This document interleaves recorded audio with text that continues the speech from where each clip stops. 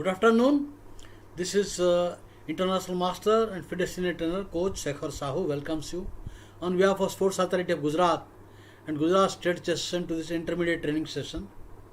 So in this session I will be covering a different variety of games involving pawn structure. Pawn structure is very important in chess. This is International Master. Pawn structure is very important. Paul Keres said, as I grow older, I see the pawns are the most important thing. He said the pawns are the soul of the game. So it is very important that you pay attention to the points I will describe soon. There are various types of pawns.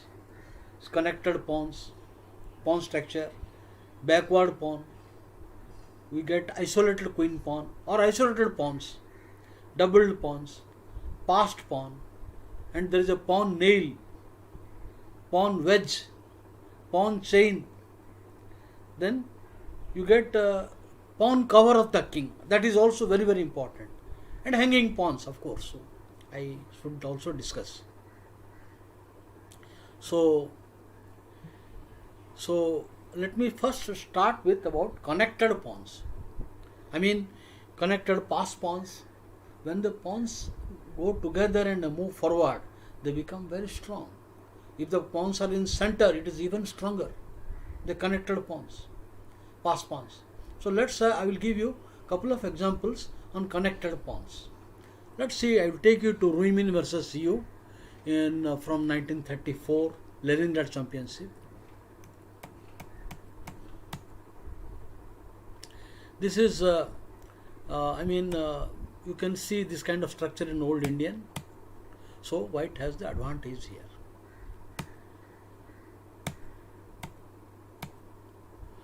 This is not a good move. Max Yu was almost in another 3-4 years time from that tournament was about to become world champion. He was very good in opening theory, very good in end game. But in this particular game, Master Ruimin outplayed him.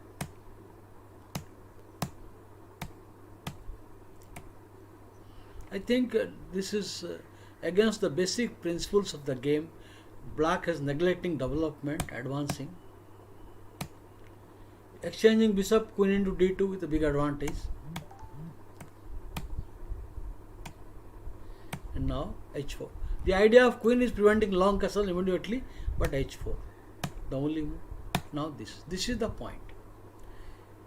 Now the pawn duo, the g4 and h4, they are covering lot of areas and menacing threats against the black king. Of course, white would have been tremendous if bishop was on c2 and both rooks behind the pawns. But you have to arrange it. Already white has got a deadly structure. So connected pawns. Now you can see that this position that black is on defensive, his pieces are uncoordinated. Not only he is on defensive, that his pieces are uncoordinated. Now at the moment, after castle, bishop b7, how should white continue? Now white's main strategy is to advance the pawn g5 and h5. So when you are getting time, why not? Tempo. Now queen h5 is blocking the pawn, bishop f3 is coming. So this is the only move.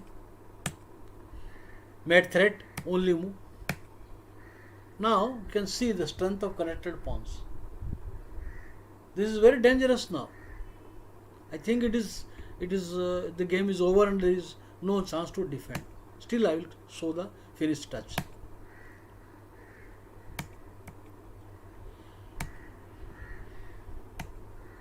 Well, desperation. This is pure desperation. If you play bishop takes pawn, there is some counterplay. Bishop f3, bishop f4 will come. And e3 is bad move. Bishop into e3 and queen f3 will come. So, white does not fall for this. He goes. Now, whatever you do, it is lost.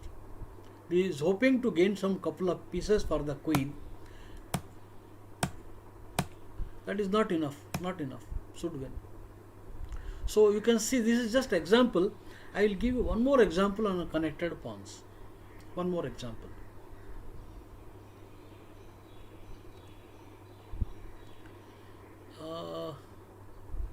This is Seriazino versus Jugar. Now, this is Benko Gambit. There are many moves. The opening is not sharp. It is best to accept the gambit. It is best that he should accept the gambit. Okay.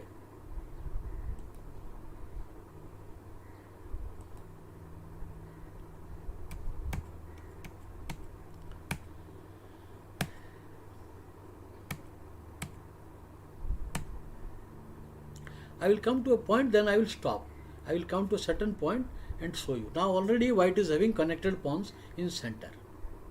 So after the move knight g4, the idea is to putting pressure on f2. There is a choice. You can try to push the knight away, or you take the initiative with e5. For example, if you push the knight away, there is some compensation. He will take knight into f2, rook into f2, queen coming to b6, queen e1. This is a passive position for white. So when you have connected pawns in center, you should take initiative. You should not agitate and don't play passively. For example, I discussed in some days back, maybe a couple of weeks back, the game between is that player British women champion, women WGM. Okay, this is what is his name? I will Yana Plasket. No, what is the name? Yana Velin. I will show that game. Now, white does not play passively. Connected pawns. Bishop d5 is unplayable. Bishop into d5 is unplayable. For example, you take, then knight b3, attacking two bishops at the same time. Now bishop into and queen b6 does not work. Suppose bf2 and rook f2, queen b6, there is a cover. Suppose you take queen b6, fails to simple and d3. Now his material down, also bad position. So it does not help to play bishop f2. In the game, she played we played this knight 2. Again this. So that black wants a repetition, draw. It seems to be almost forced because queen has no square, and after suppose you see where you will going to go again. Now queen to a1, again knight e3. But instead of taking a draw, the advantage of connected pawns in the center is so strong. White gives the queen. Now bishop into e3 is a threat. So you have to take the queen, but then the check is deadly. The two pawns are totally dominating. The only move. King e7 is just losing further. Now only move. Then knight. Now you can see that for the queen, that the king position of black is bad. The f7 square is under double or rather triple attack. The ng5 comes and rook is aiming there. So the position, even without the queen, it is completely lost position. It is a beautiful queen sacrifice as you know. Now for example, what are you going to do now? Knight e3, bishop into e3, queen e3. Now bishop b5. You have ample compensation. The black knight is unable to come out and the pawns are totally dominating. It's finished. So connected pawns in center is very dangerous. I think I showed that game. White was who was white? I think Adorian. I can search that, but I have already showed you the connected pawns in that game. That game somewhere it went like that. d4, knight f6. He played some move c4, c5 and d5, b5. This is the one. I think d4, knight f6, knight f3 came. d4, nf6, nf3. This is what happened, I think. Now c5 and then b5. This is game, but I think this is a game because e4, f4, everything came. So I don't want to repeat that game, and the connected pawns was terrific in that game. Okay, so I leave this. Now I will go to the next topic. I will want to show you 2 to 3 examples of different structures. Next is I will give you backward pawn.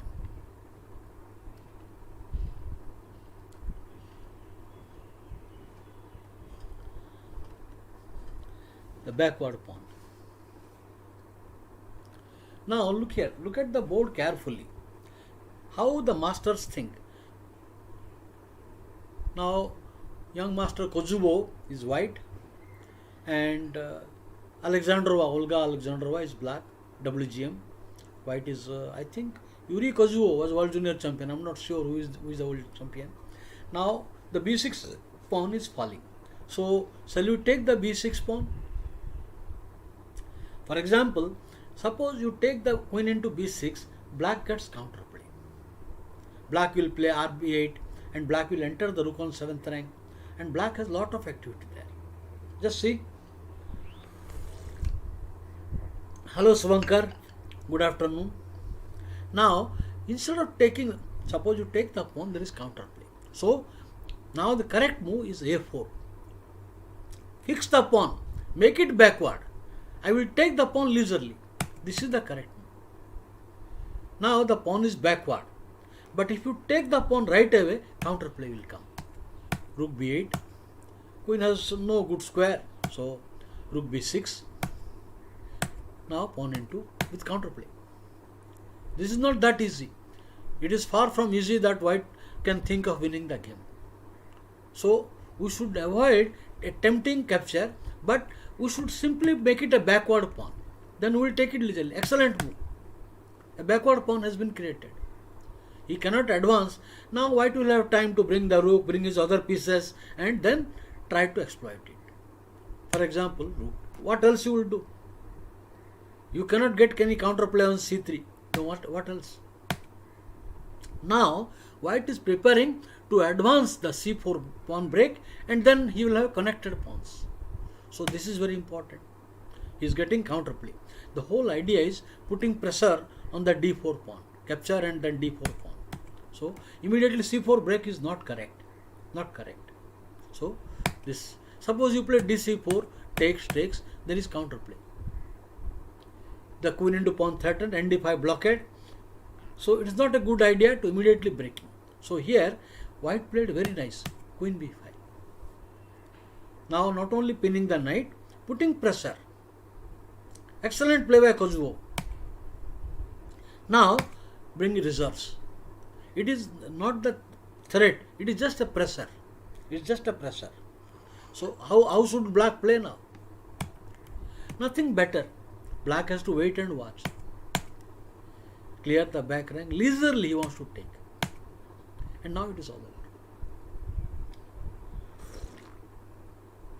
You can see that making the pawn backward and then taking it leisurely.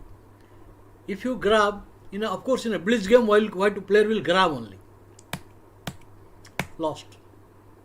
Now no counterplay and a pawn up, and still there is a lot of positional advantage. So this is very important to realize the positional things about a pawn structure. Next. Hello Gaurav Hari Babu. Hello Jian. Next. I will show the game between on pawn, backward pawn. Gata Kamsky versus Peter Nicolai, Grandmaster.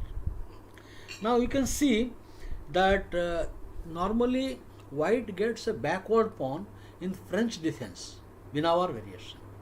But white, in the return for the backward pawn, white has other advantages. So the backward pawn is acceptable.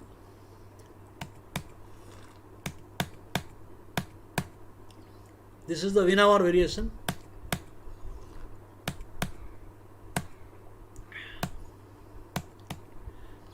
Now you can see pawn structure wise, the c2 pawn is backward, But black king side is very weak.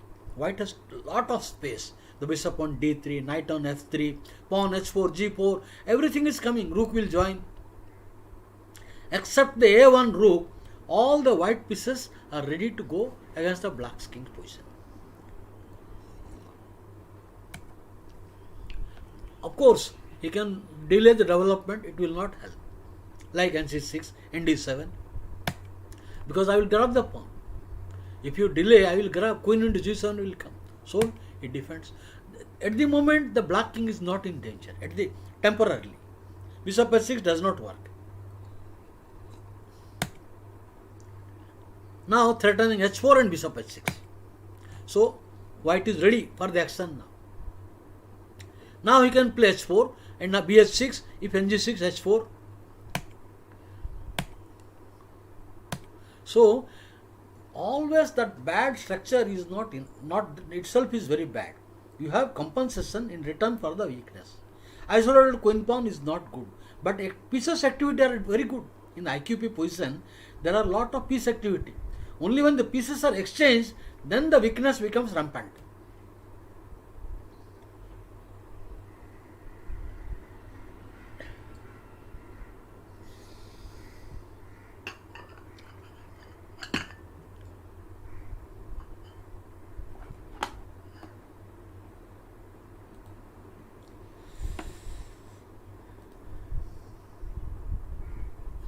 Okay, so I will go to the next one.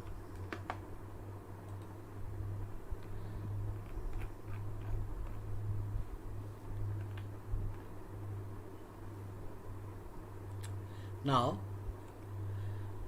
idea of the move is you want to prepare for the g4 break. Preparing g4 and activity, queen h5. Now he comes here, bishop to d2. Idea covering up that square so that now the king can go to e2 and join the rooks. White pieces are coordinated, and we don't feel the danger of the backward pawn. White is all set for an attack. Now situation has changed. It is a typical Alekhine style. Alekhine used to play on the both sides of the board. Now black has defended his king side well. So there is no point in forcing matter. For example, if you try to play h3, g4, direct g4, you are not getting. There is no particular target. So the rule of two weakness. Again return to queen side, harass him there. So I will come back to king side again. So this is typical Alekhine style. So rook coming to side. Now a4, a5. Well, you cannot allow further over, so it comes there a4. Now double. The backward pawn is there. Now h4, h5. You can see white is playing on the both sides of the board. Taking the pawn is risky. Now, if you take the pawn, suppose you take the pawn, risky. Bishop into pawn is very bad. On account of h4, h5 will come. Okay, you are not losing material, but further space and attack. So here he plays h4. He takes. The resulting exchanges are very dangerous for black. Now you can see that the pieces are not coordinated and black has a redundant knight. This is called a redundant knight. Now e6 pawn. You can't move the knight also. That is also bad. So he comes queen. Okay, there are, I don't want to discuss other variations, but playing very safe and simple. Gata Kamaski. Forced. You can't move. Bishop into, rook into. Forced. And now this is, I think positionally it is all over. The position is all over. Now after h5, now he comes where he will go. Knight to c8 and then bishop into a5 and encass everything. I think this is all over now. Black pieces are jammed and no scope. It is just terrible position. So what I meant to say, I picked up the example that you should not take it for granted just because a backward pawn or a double pawn the position is bad. It depends on the all other aspects of the game. Here the black king's position was bad and he had weaknesses also on the queen side. So that is why just you should not come to a conclusion that backward pawn or double pawn the position has become bad. Let me take you to next example.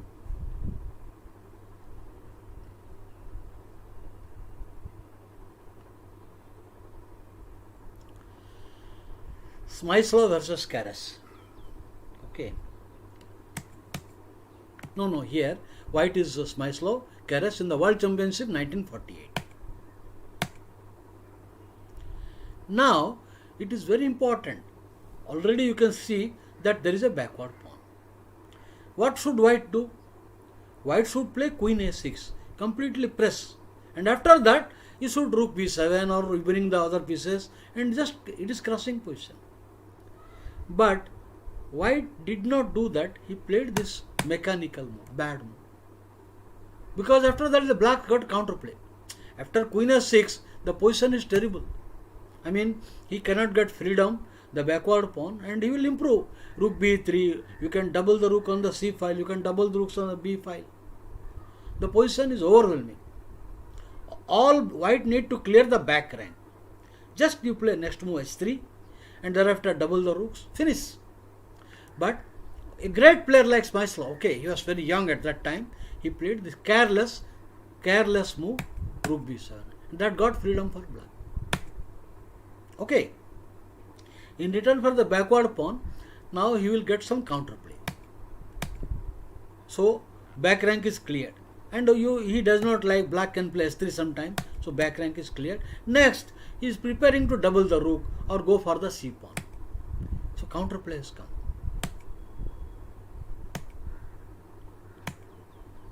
Now, very well played. Freedom.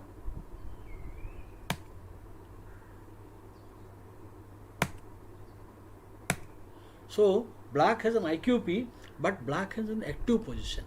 For example, now he can play correct move queen to c7, trying to enter and not giving the pawn easily. On queen c7, suppose you play queen c7. Now he is trying to enter on c1, so he will play nb3. The three threats. Now there are three threats, but you can pin it. You cannot improve the game. Now again you have to attack that is getting counterplay. So now again nd4, nc5, whatever. nd4 it does not come. It will bishop nd4 will come. So again nc5. Again you defend the pawn. So there is no improvement possible.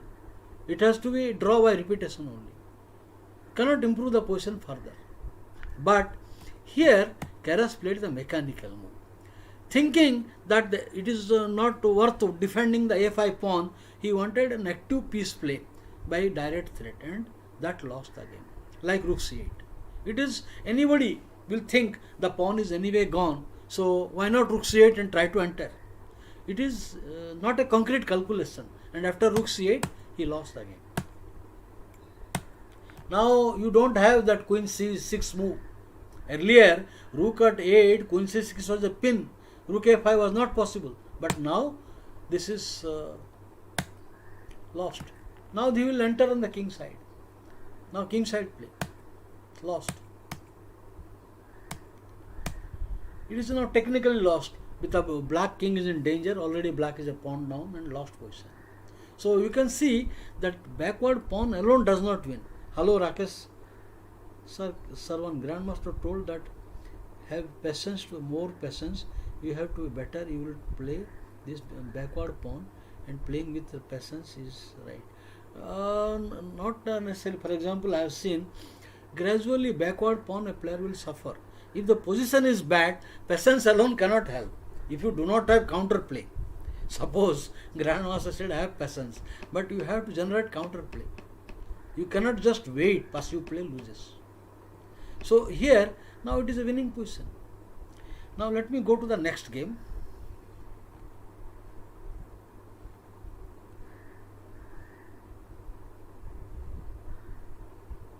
You can see wide range of weaknesses. How many weak pawns white is having? White is having h pawn, h3, f2, d4. Lot of weak pawns. The backward pawn also is there. So here it is a bad position. Now the position I am talking of isolated queen pawn. IQP. Normally IQP is not bad, provided you have piece activity. I have showed you, for example, Smyslov Karpov. I have showed you Petrosian Spassky. I have showed you Karpov, Kasparov Karpov. So many examples on IQP where the piece activity is important for the IQP side. But here there is no piece activity. So this is just a bad position with so many weaknesses. So this should be very bad. Now Rubinstein played it marvelously. He was a strategist, great strategist, and deserved to become world champion in his prime, 1914. But the First World War broke, so he could not become world champion. So here, just see, they systematically outplace white. You have to exchange, there is no choice. Focus on f2, queen, no, and only move. You need to attack, otherwise it is getting crushed. You push the pawn, d4 is worse. Okay, he will come, rook coming to h4 or rook e2, so only move. It appears white has counterplay. It appears, but threat. Now queen exchange. After queen exchange, the pawns will fall. The b3 is also in danger. b2 pawn, bishop on b3.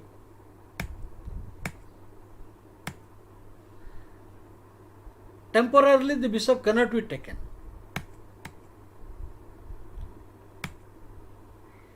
Your own tactics does not work. Simple move. It is lost position. Exchange. And now with so many weaknesses, it is a matter of time. Black king will simply come to e7, e6 and d5.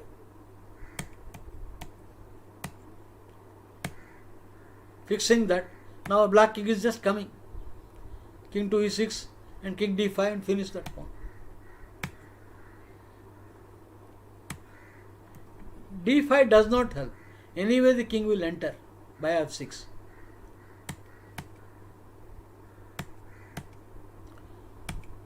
Lost. He was great in rook ending. Rubinstein, he was great in endgame and especially in rook ending. He was a terrific player. So he has demonstrated many endgames with terrific accuracy and against great players, against very strong grandmasters. So this is a completely lost position. So what I mean to say, IQP is not bad, but IQP means isolated queen pawn. Without having activity, it is very bad. Let me take you to another example of IQP. Now I will take you to Petrosian versus Botvinnik.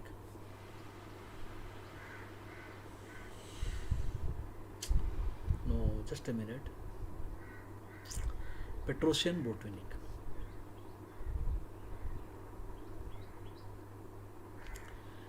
Okay.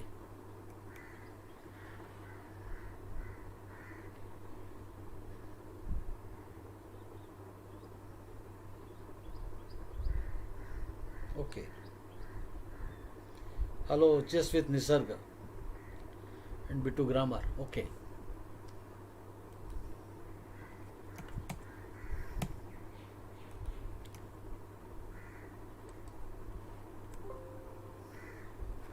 One second.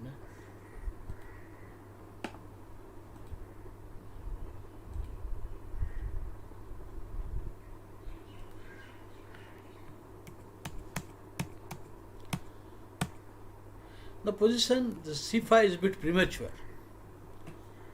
The position already it is little passive and this is a premature move. Now black was looking for counter play with e6.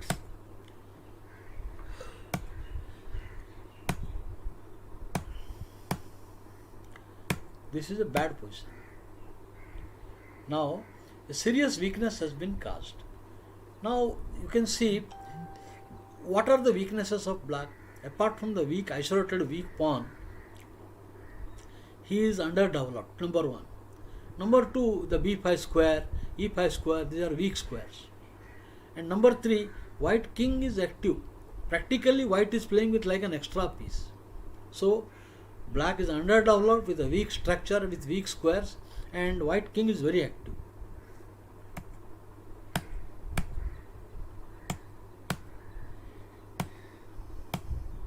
Well, if you do not challenge, the file will be worse.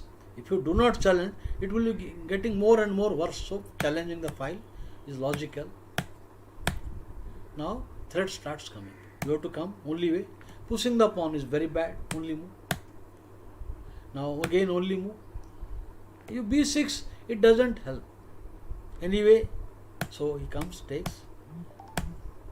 Now preparing to develop the bishop, and then black's plan 3-2 majority is not working. Why? Because white king is there and he will play a4, a5 break. So white is playing with 4 pieces. For the practical purpose, black is playing with 1 piece down. The king is a piece. You cannot take that pawn. Taking the pawn, rook a1, and this is terrible, terrible position.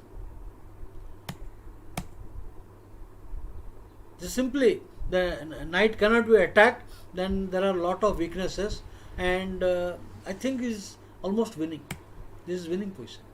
So you cannot take that pawn. So this is a good judgment by Petrosian. Bishop d2.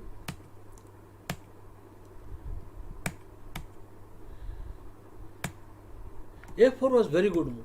Black's plan to mobilize the pawns is stopped. Now if you take pawn break, it is only white pieces will come forward. c4 break will not help. Now c4, suppose you play c4 now, rook c1, rook into, and here rook. Now after that, white will play with bishop, knight and king, and black is helpless. Even f6 square, g5 square, you have to watch both the targets e6 and h7. So this is not working. For a layman's eye, that looks really dangerous, but simply returns, and the resulting endgame is hopeless. So you cannot do the c4 break. So here he plays b3, and now rook. I think the position is in total control. Should be winning. The further course of the game is also interesting.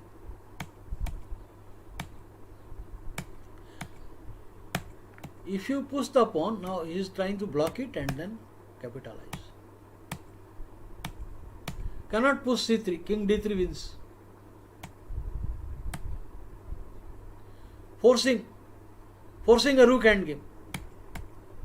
If you play bishop takes, king takes, that is gradually winning, and if you push this also, it is winning. Lost. There is only some checks will come, it is of no use.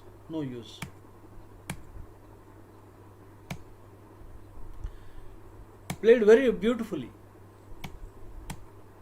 Not playing passively. Petrosian, he became world champion in 1963. You can see his play is very far superior. Not making a single passive move. Not g3. He didn't play h3. Now king. He is going with a mating attack. If rook into pawn, the rook check, and it is complete destruction. Rook takes pawn, rook check should be winning easily. So only move. And now the king enters. King to g7, king to h7. The black king is paralyzed because he has to watch the rook, otherwise rook will enter.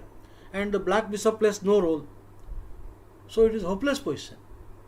King will enter. If you play rook e5, it is nothing. He can just play f3 and another f4. Now king f7 will come. He is playing in the style of Rubinstein. Check, and now the king enters. Forced, now rook. With the idea knight check and king to d7, it is all over. So forcing one by one pawn. So you can see all this thing came because of the isolated pawn at e6. Strangely, Kasparov made a similar mistake with Karpov in one of the game. he created weakness, and because of that he came into trouble. In I guess some of the world 1984 or 86, I'm not sure. A similar weakness. You can find that example in Dorfman's book, Method in Chess. Similar weakness. So yet another game of Botvinnik. Petrosian. Yet another game. And this game I liked it very much. The way Petrosian conducted the game. Now you can see the given position. It is, there are 3 pawn islands. When the pawns are not connected in a different group, they are called pawn islands. Now there are a6, b6, one island. Then d5, e6, another island. Then g7, h6, another island. Compared to that, of course, white pawn structure is also little weak, but black pieces are not in a position to exploit that.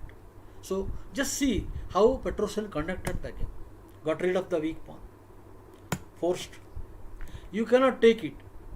After you take queen into, knight into, it is just winning material. So forced.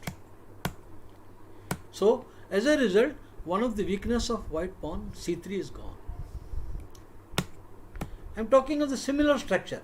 The g6 square is weak. That I was referring the game Karpov-Kasparov. So it's that kind of weakness.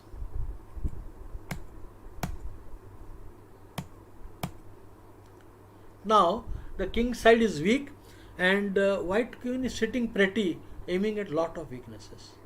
The b6 square, the backward pawn, the e6 isolated pawn, and then the black king is also uncomfortable. So such positions are not immediately winning, but nearly winning.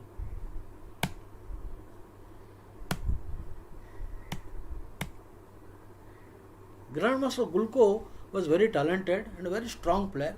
He gave a tough fight, but Petrosian was simply much superior in the game. Intermediary move. Calculation is correct. So the resulting position, now pair of rooks exchange, then resulting queen ending also winning. Attack. It is very easy to make a plan when there are weaknesses. Now the king side is weak, e6 is weak, b6 is weak.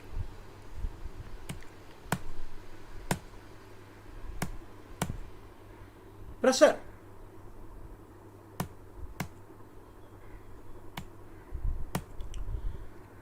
Now the pressure remains on both pawns. He is simply threatening rook d6.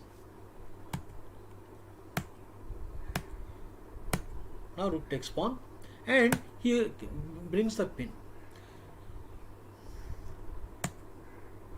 Now I told you already, I discussed you the rule of 2 weakness. The pawn structure is better. The 3-2 majority has come, but it is very difficult. So you have to create another weakness.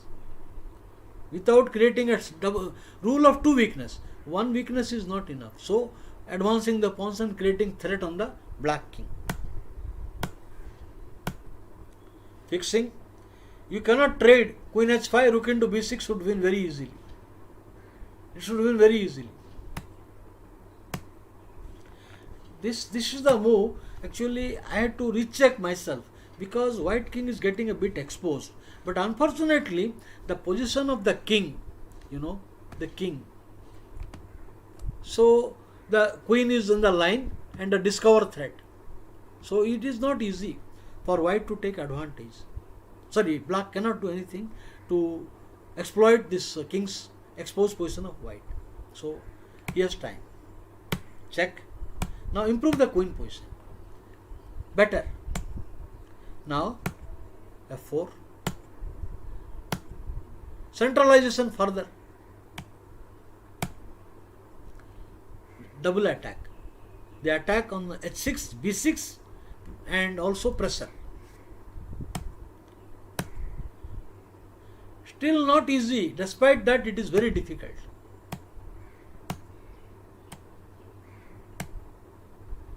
Looks like a lot of counterplay is coming.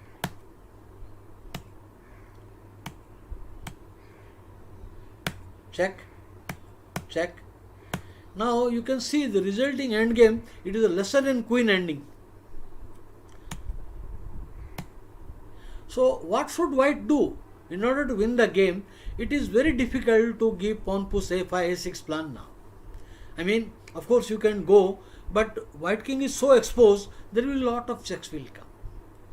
The idea is to exchange the queen even at the cost of a pawn, so the outside pass pawn will queen.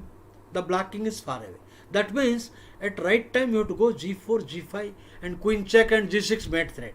So forcing the black queen to return. Now he will advance g4, g5, then he is forced to return the black queen and finishing the game. This is the only plan.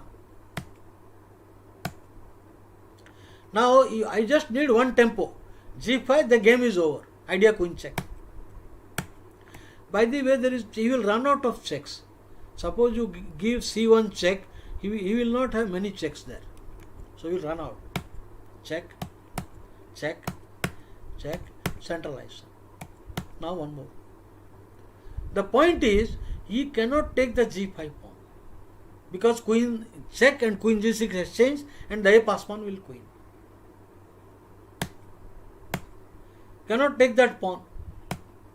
You can take queen g5, then queen e8 and queen g6 check and the pass pawn queen. So only move. Takes. Now mate threat, back rank. And white makes sure that his a pawn is firmly controlled. There will be some checks, but the point is the king will slip away. I will give without comment.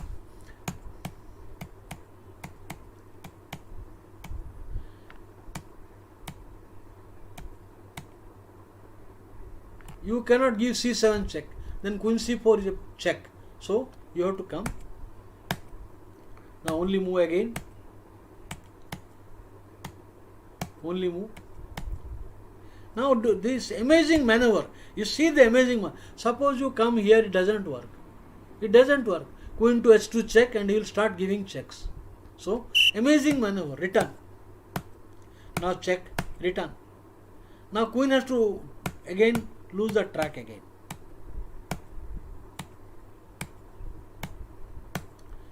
There is nothing better. You need to catch the long diagonal. If you give queen to f2 check, then your queen will be in the short diagonal, long diagonal. You are running out of checks now.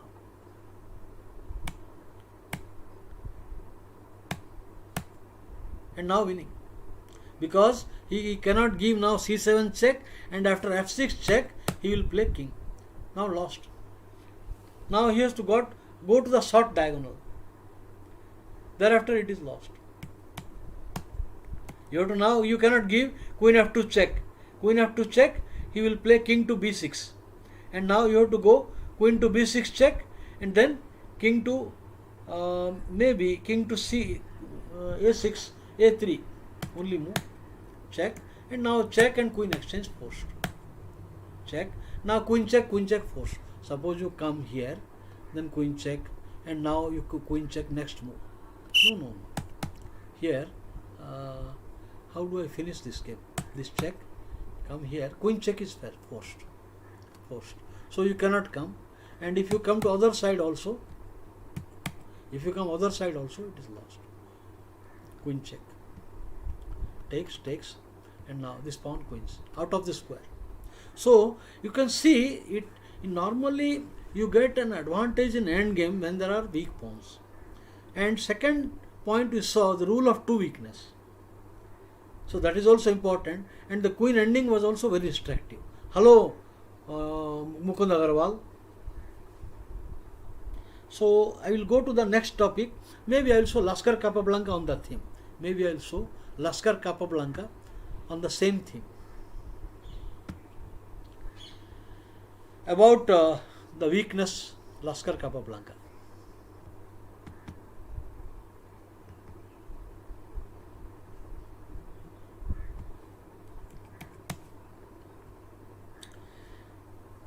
Here, the weak d4 pawn, and white has no piece activity, no attack. So gradually, black c6 weakness is not rampant. He cannot really exploit.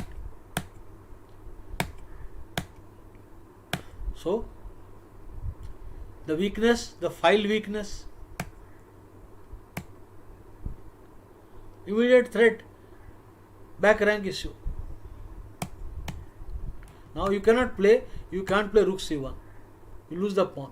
So he plays b3, back rank is cleared.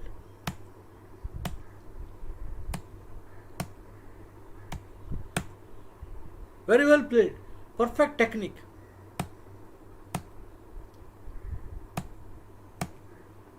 You can see the similar game in Capablanca was black against Nimzovic, but there were another rook was available. So the heavy pieces were more dangerous. But even now, without that another rook also, the game is winning. You cannot do anything. A3 is not helping, so forcing. Now Capablanca played very correctly after pawn takes, not immediate rook a6. If you play immediate rook a6, there is counter play, rook c2. Rook c2 will come. So he first attacked the pawn. Now you are forced to play rook to d3. You can't play rook b2. If you play rook b2, rook b4 picks up a pawn. rb4 wins. You play rook b2, rb4 wins. So the only move. The rook has become very passive. And now the enter. Now rook c3 will lose a pawn for sure. Rook c3 will lose a pawn after rook check and rook to a2, winning pawn. So only move. With so many weaknesses, it is just a matter of time. That's all. Attack. You cannot defend. If you defend, suppose you try to defend with king, now simply rook b2 will come and paralyzed. Okay, this is simply, so only move.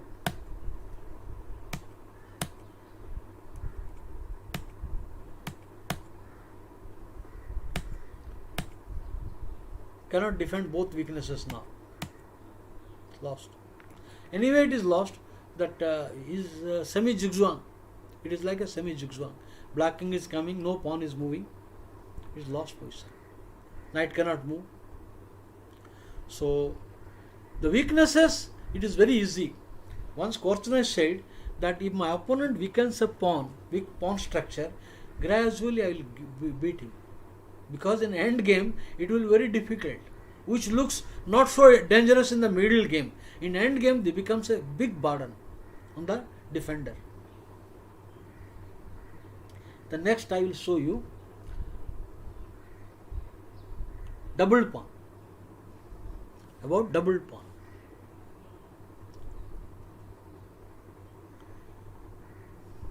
You can see I should have made it red. Not double pawn. You can see the position is terrible. So, want to create another double pawn. Of course, white has voluntarily taken because he wants the open F line. And also, the knight is superior without the white square bishop. Knight has a fantastic post at e4.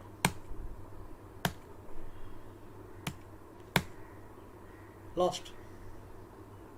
Whether you exchange or not, it is lost. rd8 will not help. rd8, queen into queen, king e2 and knight e4 is same thing. You can see the knight is the boss in the game now. Knight is the boss. Nobody can attack the knight. And he is playing with extra piece also. It is important to exchange a pair of rook. With one rook, there will be no attack. So, it is better to exchange one pair of rook. So, it is a technically one game. Meaning, the idea is to cut off the king. The idea that white does not like the black king joining the game. Otherwise, if you allow the king to come to e7, then he will start thinking of getting some counter activity. So, king is cut off. Now, you cannot do some ideal certainly. Now, idea nd3, provoke that weakness and come back again. You provoke that pawn to e4, that loses. Now, these are bad move, a4. The bishop is shut down, a bad bishop, bad pawn structure, and the king is also active. It is completely lost. Material equality hardly matters. It is like an extra pawn which is of no use. White black's extra pawn. King. Now rook is actually almost trapped. Rook is almost, if you play pawn to b3, he will survive rook into b4 with some hope of fighting. If you play pawn b3, but he will play. Now the threat is pawn b3. So you can't allow pawn b3, only move, and the endgame is lost. Why? Because there is so many weaknesses. White king enters. White king will enter. Easy to attack. Then a pass pawn will come. This is just a simple way. Okay, there is nothing. Knight into c6 and picking one more, only move. And take that pawn and enter. Only move. Only move. Think there is no hope. The king to a6 and he will create a pass pawn, and already he has a c pass pawn. Pass pawn in endgame, creating a pass pawn and then queen. That is the main motto in almost all endings. But here already a pass pawn is there and second pass pawn is coming. And the defender's king is far away. So it is a hopeless position. Need not so further. Next game I will go. Next is, who is next? Morzovic.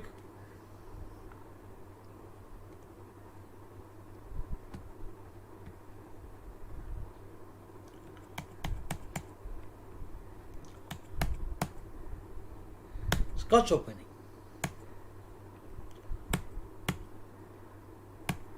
Now white is only hoping to exploit a bad pawn structure and lead in down. If you play knight into knight, so the correct move here is nd5. This is the theoretical move. So now he plays this knight move. Now if you ignore that, he will develop piece play. Suppose you ignore and play bishop c4, suddenly black will start playing very actively. He will play some queen, bishop c5, queen h4, but immediate action. He has not only lost time but a very bad pawn structure. Now exchanging the knight is bad, otherwise also anyway he will take it. So double pawn, but this is helping. This double pawn for white is acceptable because the a7 weakness is now focused. That black's double pawn, he cannot do anything.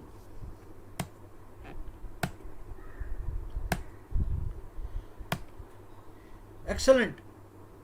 The rook is doing dual purpose. One of the idea, I can double the rook on the a file, and the rook is switching to king side for an attack at right moment.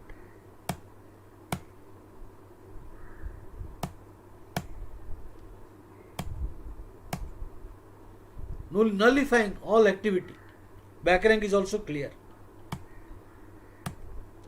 Actually, I highly, in my opinion, that book written by Dorfman, Method in Chess, I estimate very highly. In that book, he has written a lot of fantastic things. I should make some videos about top secrets of past masters, great masters. You know, many of the ideas I took from that book. I learnt a lot by reading that book. Dorfman's Method in Chess. Even that book, Lessons in Chess Strategy by Valery Baum, also is an excellent book. Imagination in Chess, then Critical Moments, excellent books.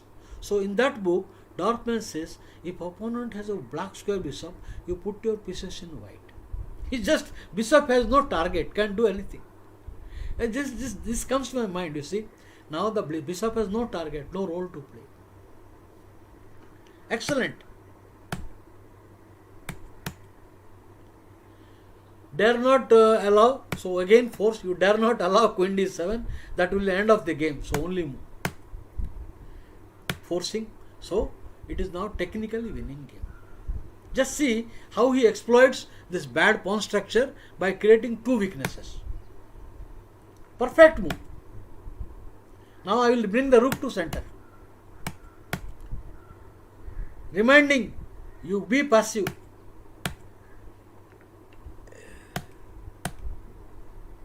Stopping counter attack. Lost. The pawn is gone now. One by one. The weak pawns will fall one by one. Now the pawn is falling. So black is hoping that he will exchange the bishop, and in double rook endgame there will be some hope of draw. Yes, I do agree, but provided the defender rooks are very active. Here the defender A8 rook is so passive, so there is no chance. Supposing now after the queen here, take. Now if you say, if the rook was, let us say the rook was on D8, there is a really good drawing chance. You will take and rook enter. But with the passive rook, this is finished. Now not only material extra but activity, and it is all terrific position. There is nothing left now. It is a 2-1 majority and king is very active with extra pawn, same color bishop. Hopeless position. So the whole game he played pure technically. Of course, black made a bad move, knight e4. See, you have to react immediately, because there are players, some players play only for traps. So one should avoid playing for that kind of thing. Go to the next game. This is also regarding double pawn.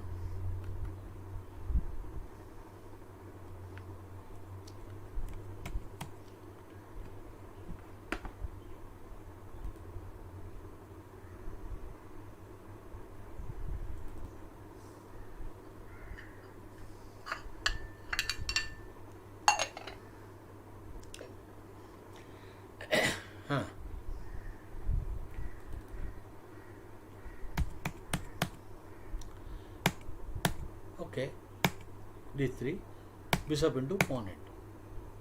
I think the game is equal. Now, actually, Beliavsky, I guess Beliavsky showed the right plan for black. Now, black played this bad move. Because it was 1939, the theory was not so much developed. Now, the correct plan for black is to bring the knight. With the idea, he is preparing to bring the knight to g6 and knight f4, and bishop into knight will not get anything. Now if you come here, bishop back, he will bring the knight. Now he plays 3, he will play 6, where you have to give. This is a good position for black. And if you take the knight, it is only helping black. Supposing you take bishop takes knight, it is only helping black. Now king will move, and the f5 counterplay will come. So this was Beliavsky's plan, knight e7, and then bringing the knight to king side. So and after that h6 will come. This is the correct approach of black, and black is fine. Of course, the game is, I would evaluate to be little better for black, because bishop is doing nothing and you have to waste a move there. So the whole variation is getting nothing. That is why, if at all you want to play, you should play d4 directly. If at all you want to play here, after e4, e5, and c6, now here bb5, you should play maybe d4 directly. That gives some more tactical opportunities. Okay, bb5 is also acceptable. Now bb4, it should be equal in my opinion. But he didn't play the correct move. Now he played the inferior move, queen e7. Instead of knight e7 and knight g6 plan. So, inferior move. Unnecessary so many moves. Now the two bishop has become very powerful.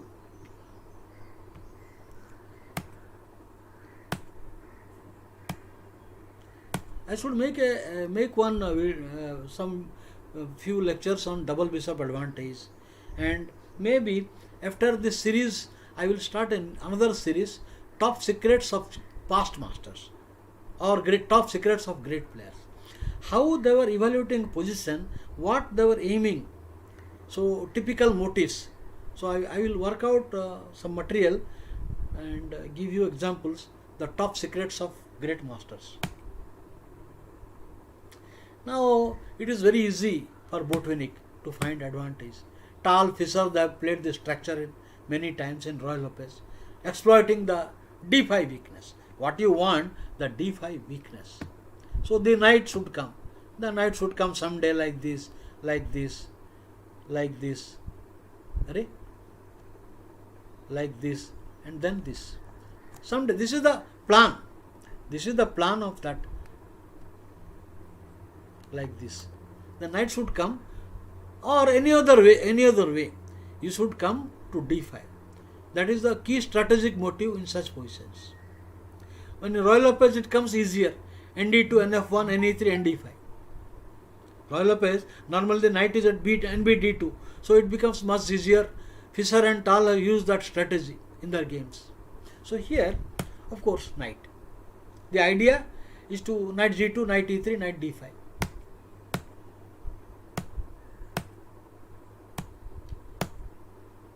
Do not be in a hurry.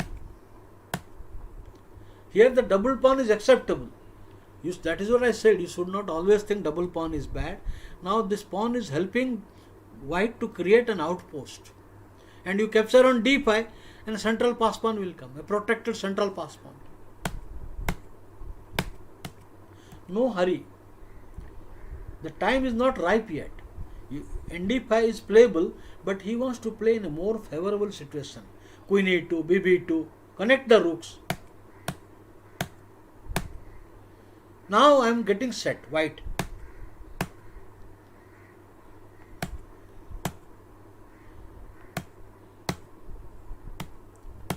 Of course, this is a weak move, but whatever you say, already white has got a serious advantage. He is going to double the D line. It is bad. So opening the position becomes worse for black. There is an unwritten rule. When opponent has two bishops, you should avoid opening the game. So white has two bishops, so black should be very careful. But I will tell you, when a player gets an inferior position, he is demoralized mentally.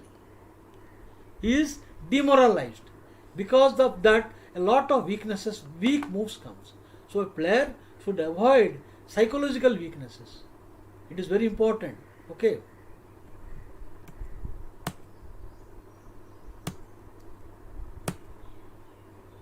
Very well played. Terrific. Now the position is overwhelming. The f6 square, that outpost. So the example I picked up to tell you that double pawns are not always bad. So it is very good position. White got. But black made series of mistakes. Okay. So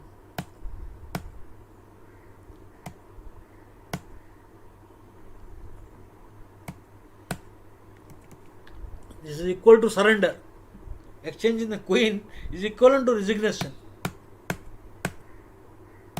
Finish. You can't go to dark square and you can't play bishop e6. Party finish. Finish. So this is a whole question is that don't get carried away because double pawn it is bad. I will show you some example. Even the double pawn is not bad always. Let me take you to next game. Pano. No, this is Botvinnik Pano I showed you. The next game I will show you. Fischer. The same strategy. What white was having now, black will have a similar position.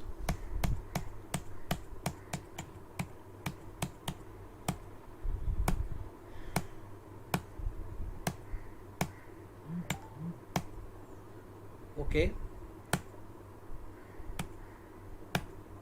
This is it. All these are opening. Perhaps here, I think he should have played a5, a4 and then bring queen. At this moment, a5.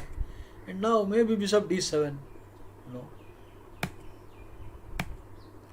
Now the black double pawn. But it is not so bad. Now what is the idea like Botvinnik did? He should try to bring the knight. He should try to bring the knight to this point. Knight should come here. But not immediately. Knight cannot come directly. It has to make a maneuver. Like maybe via h5, g7, e6. The knight can come like this, h5, then g7, and then e6, and then knight to d4. Just like last game.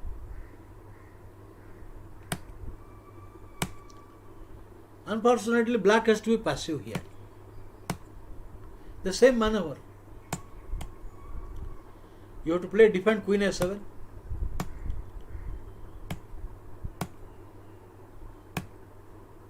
It's necessary.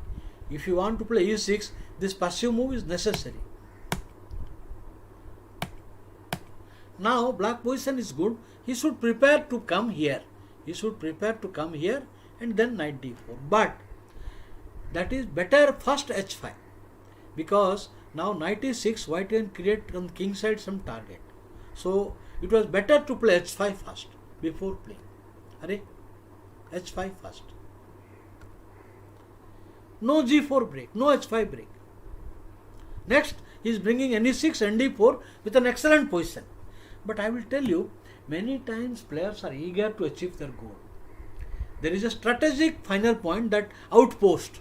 So he says, what is there now? Now there is nothing. So he ignored it. But a matured Fischer in 1972 would have played h5. So he played this and counterplay has come. Now g5 is bad. After g5 there is a hole on f5, g4.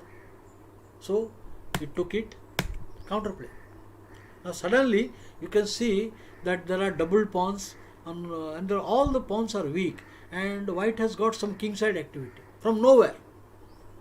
Unnecessary chance he gave, which could have been avoided. Well played by Fischer. He is reacting immediately.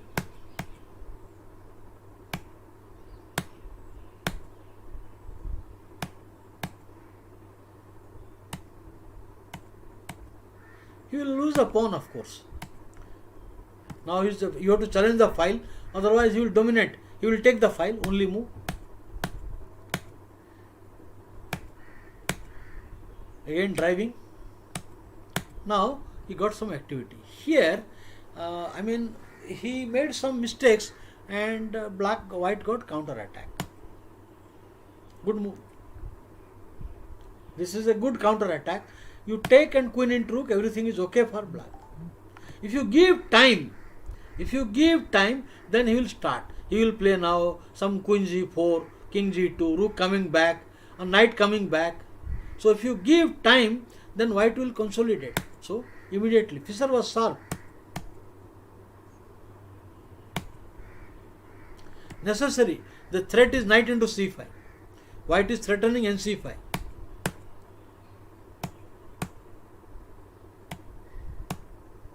Now knight e3, knight f5.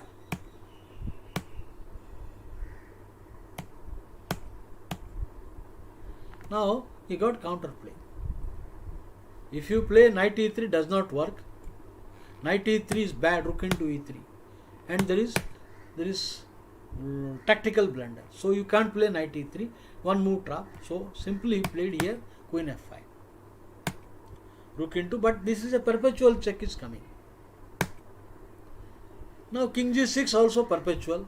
King g6, queen check, and again perpetual check. Queen check, perpetual. And if he plays king, that is also the threat of knight and rook g6 check. And now he defended, but then perpetual. Rook into. There is no shelter to the black king. Check. If you play queen, again check, queen check, draw. No saving. So again here queen check, draw. Strangely, even if there is a rook, also it is a draw. You can see even if there is a rook nearby somewhere. I had showed you two queen or rook versus king in the open board. So this is also perpetual. No escaping. But the whole point is that that strategic final point, the double pawn, but in center, the outpost in the opening. Here this double pawn is acceptable because here this is a point. This is a target point for black knight. Acceptable. So let me take you to another example. Passed pawn.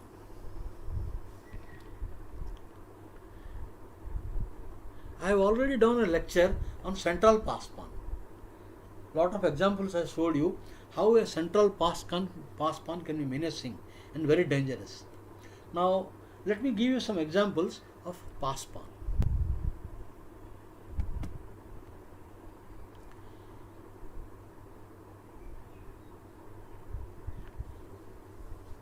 They are hanging pawns. Hanging pawns are not bad, but if the pieces are not there, many pieces, then it becomes a burden. So one of the idea of hanging pawn to push the central pawn to create a pass pawn for tactical opportunity, also central pass pawn of creation. 2 points. So here it is black to play. He created d4. I mean, if you see Spassky and Tal in Montreal or Tallinn, I'm not sure that Spassky is white, Tal is black. I guess it is Montreal 79. Similar structure. It comes in Tata Core variation, it comes in English, Nimzo Indian. Now, idea pass pawn has been created.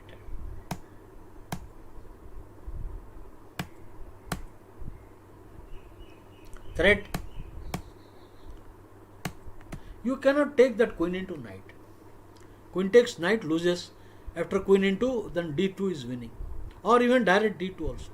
Queen into queen and wins. So queen e5 loses, take, and then d2 wins. Losing. So you cannot take that. Knight is immune. Now you can see with the help of bishop and rook behind, the pass pawn is winning easily.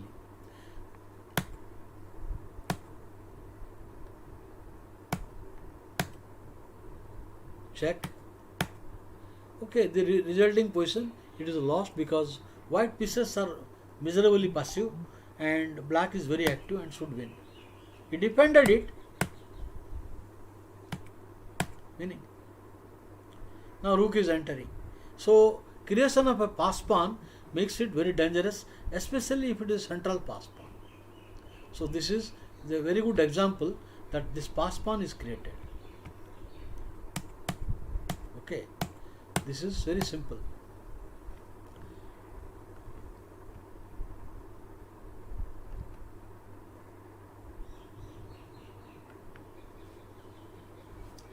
And sorry, excuse me.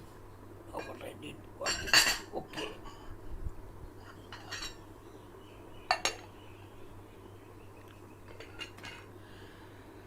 Okay, now you can see an example, a very fine example by Botvinnik.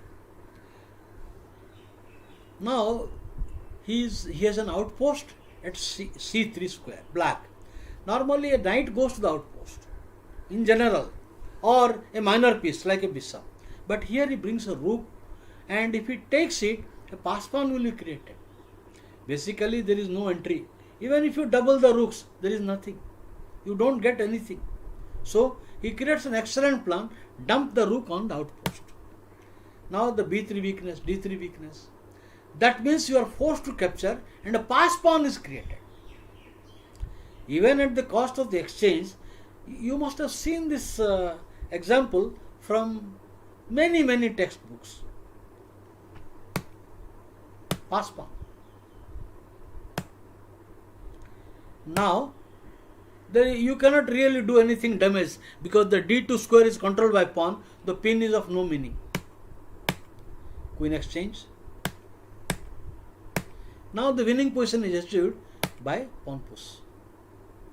Forced. Now bishop into bishop. Forced. You cannot take rook into. Rook into loses to rd2. If you play rook into rd2, by idea bishop c5. The only move. So, only move. But then, bishop c5 wins. Rook c4 wins. Amazing. This diagram you must have seen. The strength of a pass pawn. You cannot take, then bishop c5. Pawn into rook, bishop c5 and two connected pawns. You cannot take rook here, bishop c5 wins. And if you take pawn into rook, anyway bishop c5. Then two pawn versus rook. So it's a marvelous example. Of course, nowadays it is very easy, masters can find. Because of the examples, we get to know all this, that playing passive lead is bad. Fantastic move. Fantastic move. Creation of a pass pawn. Or, okay, you don't take. I am happy to win the b3 pawn, d3 pawn. One by one. Fantastic move. The next example I will show you that pass pawn can be very dangerous if it is in a flank other than center also. Okay, I will go to the next example. Two examples I will give you.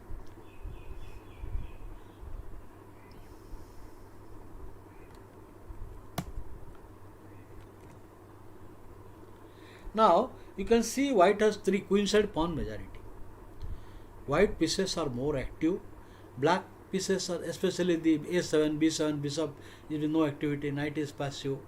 So white has better center, and there is a clear cut plan that he can create a pass pawn on the queen side. b4, a4, b5 or b1. So simple. Creation of a pass pawn, a simple thing. You can't blame the weakness, you can't. Now a4. Now rb1. Okay, he just makes sure that no tactical jhatka. So he comes, and now h4, stopping all counterplay. Get set, b5. If you play AB, this is terrible. Simply very fast, winning a piece right away. So you can't take that AB. So he plays here, rook. Now it is instructive error. Don't play this. Suppose queens are not on the board. Imagine there are no queens on the board. Then I will play pawn push. Idea like Abarba Q. Idea I will play next a5. Then or I will try to sacrifice a minor piece for 2 pawns. Without queens on the board, I would prefer to push the pawn. And then I will play a5 and bishop f1. Knight will go to b4. But with queen on the board, you cannot play. Then black will have counterplay on the king side. So he plays rook b1. You cannot now wait any longer.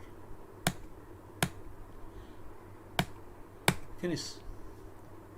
There is no king side activity. It is all over. Rook is entering. Okay, that is coming to an end only. Winning. The position is without counterplay on the king side, and his helpless, lost. A pass pawn has been created.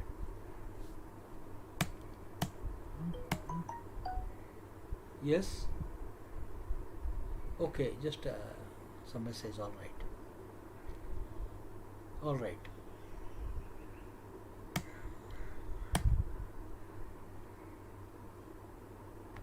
The blockade is not permanent, temporary. Finish. Go away. No, this is position is lost. Just it is finishing the game and lost. But anyway, a similar situation was in Karpov versus Stein. That was a more effective and more instructive game, because Stein was a great player and he was famous for some terrific attacks. He used to beat grandmasters in 20 moves, 21 moves, 22 moves. He was a dangerous attacking player, great imaginative player. He was like our legend Vijay Anand. He was very fast player in his early days, like Anand. Now you can see that black has no possibility of any counter attack. So a pass pawn on the queen side is being created. He did not wait for RB1 and all, straight away started. And that is the deciding factor. That pass pawn keeps black so busy, he will not have any counter attacking possibility. And very instructively handled by Karpov. Pressure. The idea, if you push bishop into knight, now no problem about it. Now if you take, supposing variation, if you take now bishop into knight, pawn into queen will come. So there is no time. Bishop into a4, pawn into queen will come. Bishop into queen, then b8 you will lose. So only move. Now block.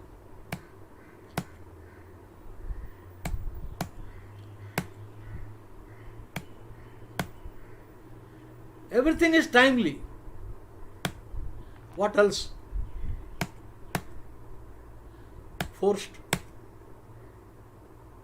There is no time for black to do some activity, because if you take the pawn, there is a tactical jhatka will come. Suppose you take and you play rook into and then take the pawn, then this is winning. Winning easily.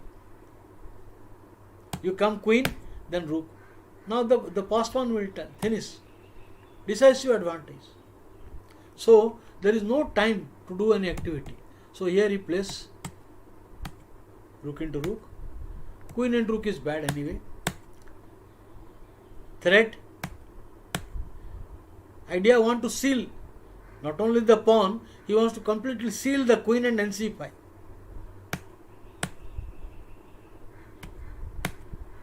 nc5.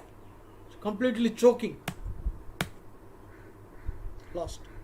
So the whole point is, if you have passed pawn and your pieces are coordinated, make sure that opponent does not get counterplay on our king side. Here the back rank is not cleared, and he was constantly watching about black's counter attack. So this is very important. You should not only focus that on your passed pawn, you must also curtail the counterplay of the opponent. Very important. A beautiful game by Anatoly by Karpov. After now passed pawn, I will go to pawn nail. What is a pawn nail? I must tell you first. Now in the game e4, e5, nf3, nc6, bc4, bc5, c3, knight f6, d4, take. Now bishop here, nc3.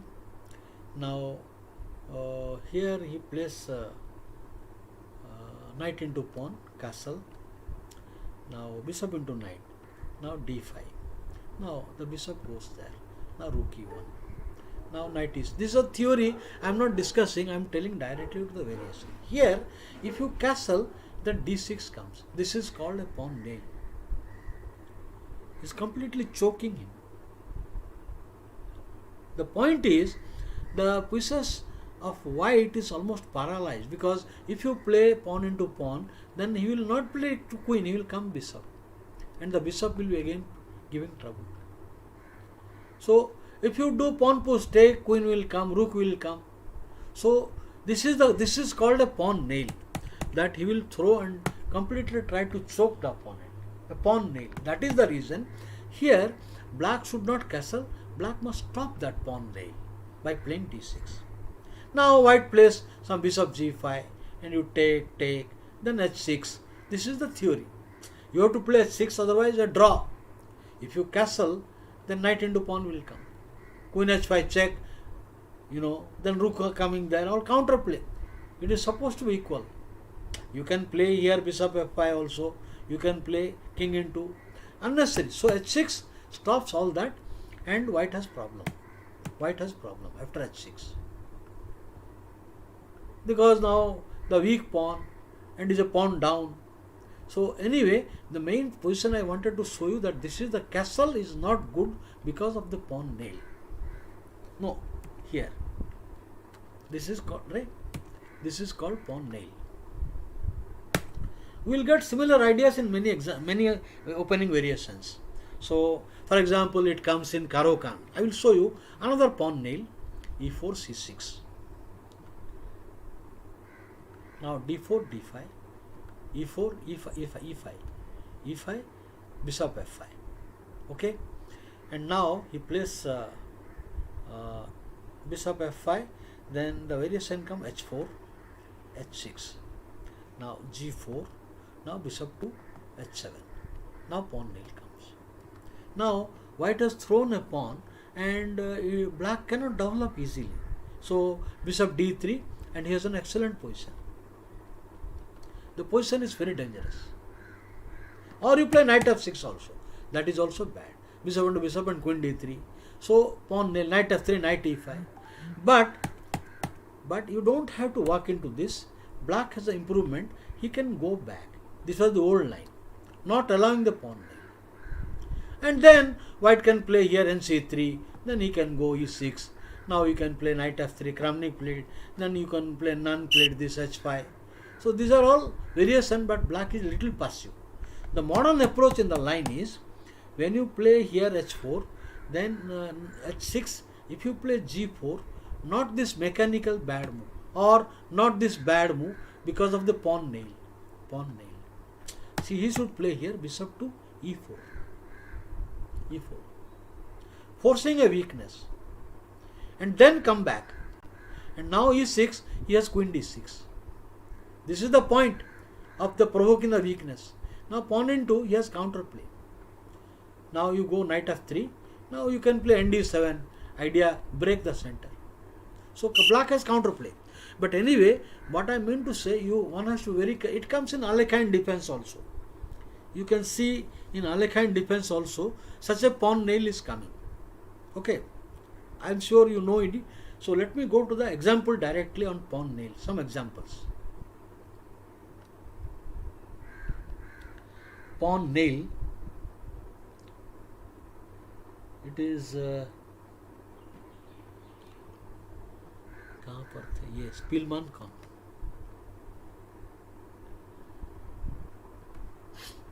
Now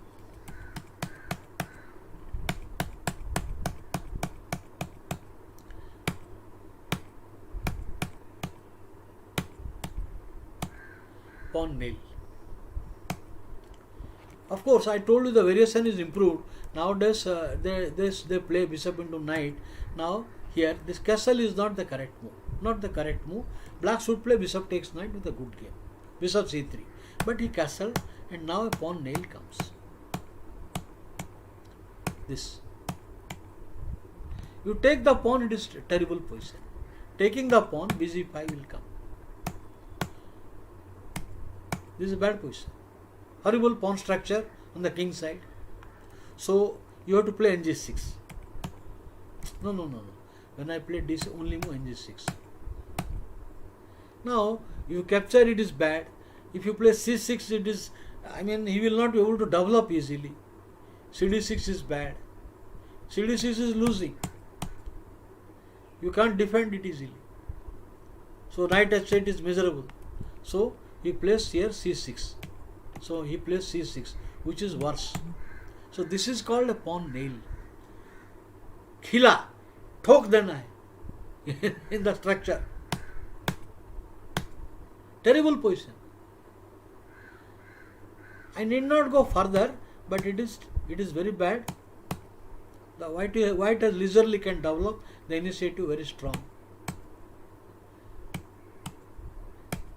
It will give rise to mating attack, very quick mating attack. Anyway, the threat was bishop g5. re8 is not working. Only move. re8 or not working. h6 not working. Finishing. So a pawn nail. I can show you that Alekhine defense how the pawn nail comes. So this is lost position. So in the game he played here knight, but then check, and it is resigned. It is finishing the game. Here game, for example, king h7, check. Now only move, check, and check, and check. And the rook bishop g5, queen f4, queen h4. I think everything is lost. Everything is lost. Met. So pawn nail. For example, Alekhine defense, how it comes. I will show you that how it comes. Alekhine defense. Maybe here I will have to search that. Only let me. I will say Grandmaster game. Where is that? Okay, I remember a game.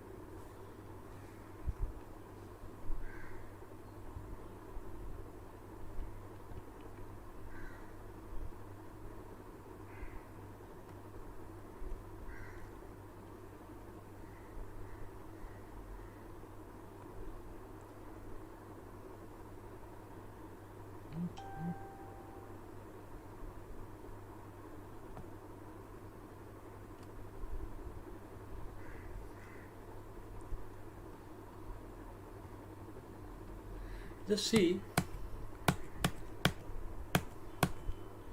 this is a pawn nail. This is a pawn nail.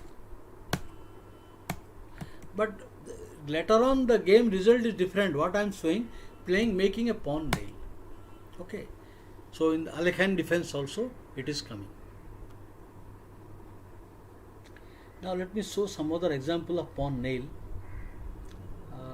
Let me see. Marokzi versus Pillsbury. Geza Marokzi versus Pillsbury.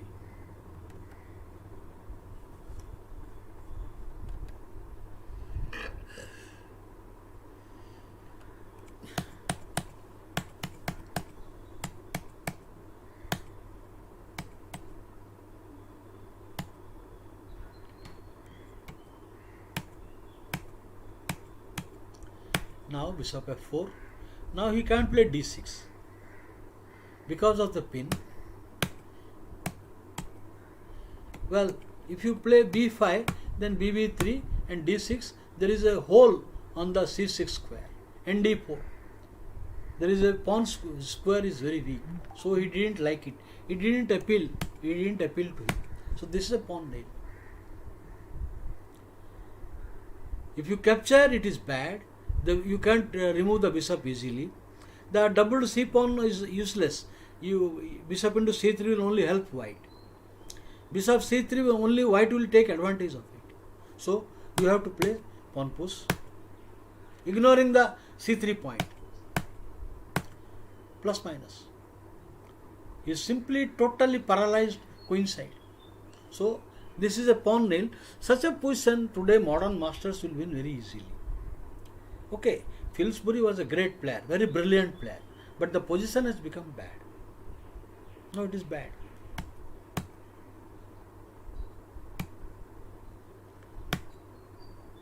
Knight c5 is coming there. Terrible position. Now simply queen side is very bad and the pawn is taking lot of important square, the d6 pawn. So a pawn nail, when you get an opportunity, you should put the nail, just hit on the wall. Lost position. Positionally lost.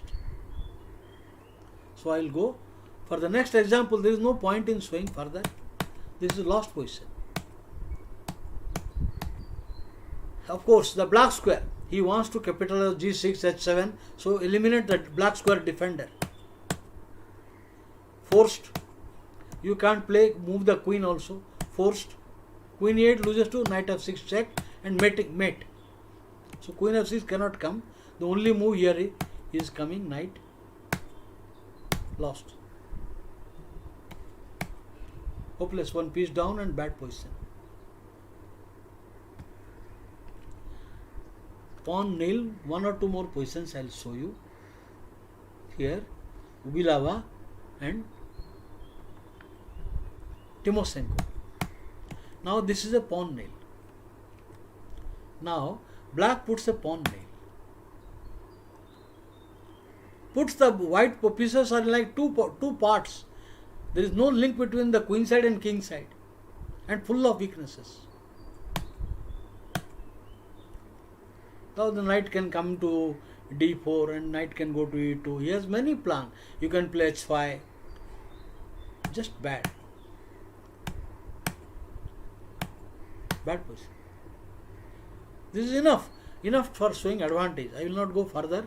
I will go to the next example. That always pawn nail is not winning. Your pieces must coordinate. For example, the next example, like Kasparov-Gelfand game, Gelfand got a pawn nail, but it was less effective.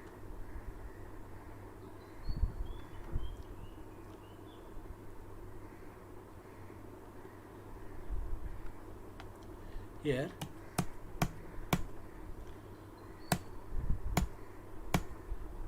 Petrosian system. For example, here if you go something like g3, now this is a modern active line, bishop to coming to b7, bg2, be7, now castle, white has got a gambit, Polugorsky gambit. Now the point of the gambit is you have to accept it. You cannot decline, because if you decline, the next move knight c3 will come, then e4 will come. It is squeezed in the center. You will be totally squeezed. That means when you take it, then there is activity comes. Knight h4. Polugarsky showed some brilliant ideas, and Kasparov won brilliantly against Marjanovic. It is considered to equal today, but there is a lot of dangerous threats can come. So one should be very careful. The line goes like this, pawn here, pawn into, knight comes here like that. So this is the line knight f5. So this is the theory, but there is some activity. So compared to that, this line, that Petrosi's system is not so. Here a3. Now you have to play d5. Now you must play. Now d5 is not coming. Now white is threatening to play d5. If you play allow this one, then black will be in terrible situation. So you must play d5 now to stop, only move. No, this is d5 is the main theory. d5 is main theory. After pawn into, knight into, the game book is normal. White is slightly better. But Kasparov had a different idea in mind. He played here g6. The idea is to avoid the Polugarsky gambit. Now this is different story. There is no knight in the Polugarsky gambit. Normally the knight comes to h4 and f5, which is not here, because the pawn is taking care of that square. Pawn is now watching. So this is not same like Polugarsky gambit. Now point is, he is welcome this pawn nail, which is not good, because the situation is different. He has made a3 move, white king has not castled. So if white had castled and one more piece out, imagine white has castled instead of a3, and there is bg5, then pawn nail is really worth it. So everything changes in one move. Instead of a3, if white has castled, then it is okay, because bf4 and b5, all this will come. But now white king in center, you don't have time to do all that. Now this is not dangerous. You can see that pawn is a target. That pawn is a target for black. Someday rook e6 will come, bf8 will come. Now castle, bf8, rook e6. bf8 is coming. Knight e4 is coming. So it is ineffective. That means just the pawn nail will not do. Your other factors must count.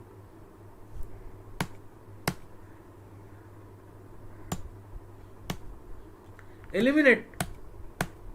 Nothing. Black is fully coordinated and very active. Finish. Now targeting that pawn. bf8 is coming, knight e8 is coming.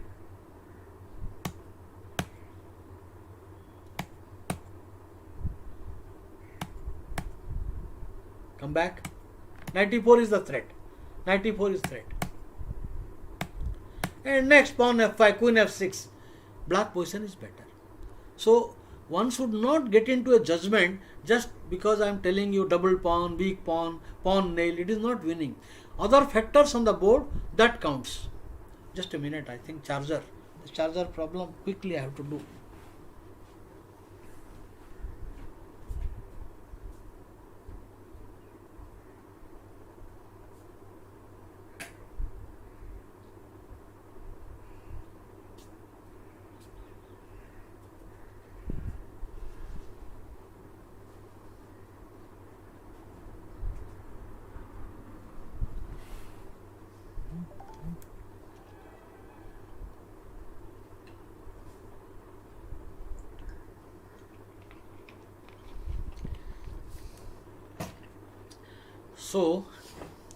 So the pawn nail did not work, and now black is better game.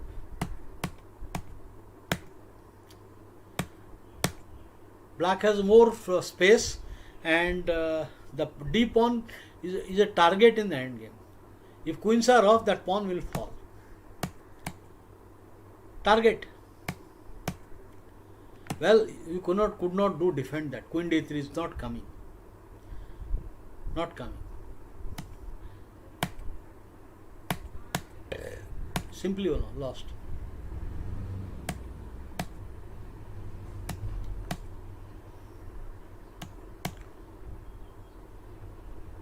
Material extra and winning. So I leave the pawn nail, then I go to pawn wedge. What is a pawn wedge?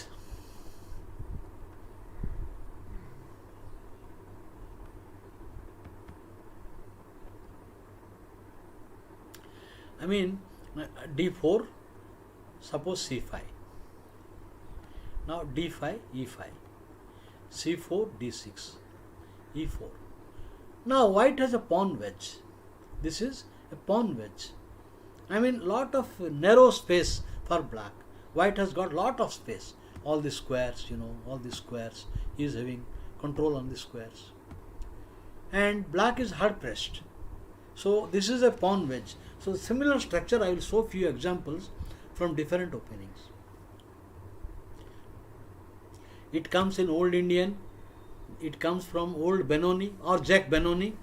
It comes in some variations of King's Indian, Roy Lopez. So let us look.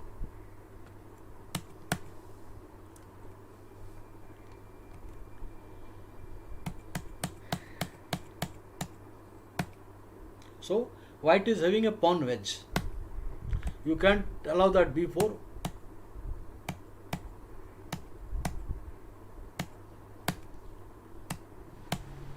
Cannot accept that. Accepting the pawn is very dangerous.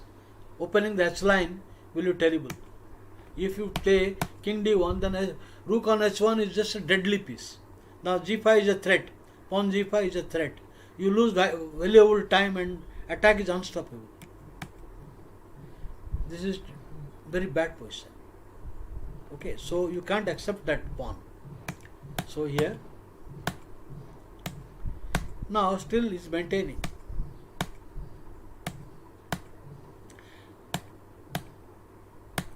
Now the pawn wedge will transpose to a piece wedge. The endgame will be terrible.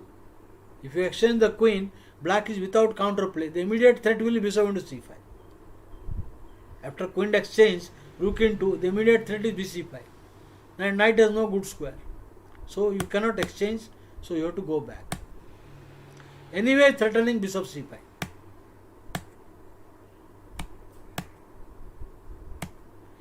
Queen exchange is bad. Makagano was an instructive coach. He was childhood coach of Kasparov. Makagano trained Kasparov in his early childhood, and his theory always bring the piece which is not functioning, which is the ideal piece. For example, here the knight is doing nothing. So quickly bring the knight to center.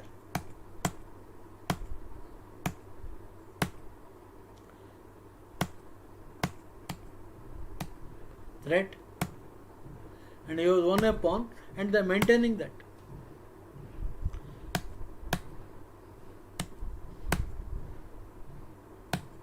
Now he wants to play bishop, but the f5 counterplay. So he plays pawn queen. No, rook first, cannot allow f5. Now f5 is coming, so physically blocks it. The idea bishop d3, and if you play g6, then a backward pawn will be created. g6 is bad. Backward pawn will be created and losing the pawn also outright. So this is very important. And now it is winning. So the pawn wedge has a lot of decisive space advantage, and you have a lot of maneuvering room. So I told you in Old Benoni, Jack Benoni, in Old Indian defense, and some lines of King's Indian, Roy Lopez, you get lot of pawn wedge.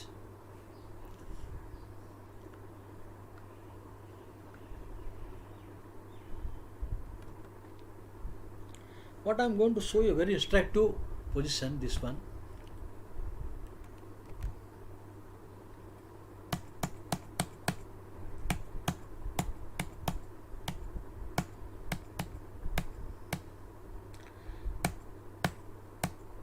So a pawn wedge.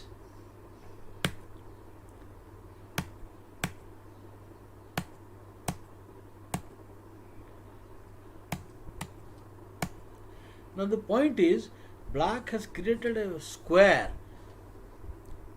It is like this when there are two armies are fighting. Then they capture one point. That is called kabja. They seize one central square. No, he says in e5 break. No. 3, 4. Black has now 4 controls. So notice, please notice how many times white brings a piece to on e5. Now he blocks it. 1. Now second time a piece comes. This is the stop counterplay, c5. Now third time a piece comes for the third time to e5 square.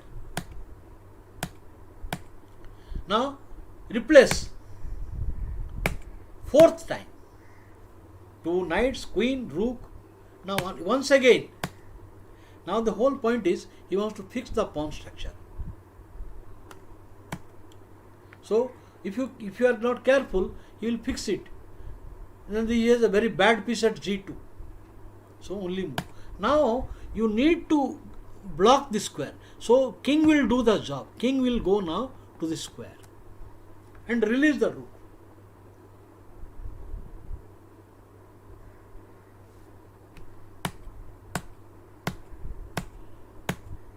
Again seize. First knight, another knight, then queen, then rook, and now the king. Well, anything is bad already because the other rook will join, and now this is a bad bishop, weak squares. The simple plan. They have another plan. He will play rook h4, g5, h5, g4. Anyway, it is coming. So he does not want the king should enter to area. So king blocks, but temporarily.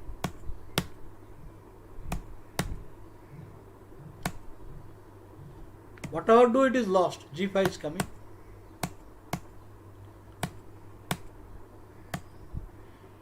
To free the rook. Now the king enters fearlessly. One rook is there. Nothing. King is a piece in hand game. There is no time for counterplay. If rook h7 is played, then pawn into, and you have to take it, then bishop coming and winning easily, very fast.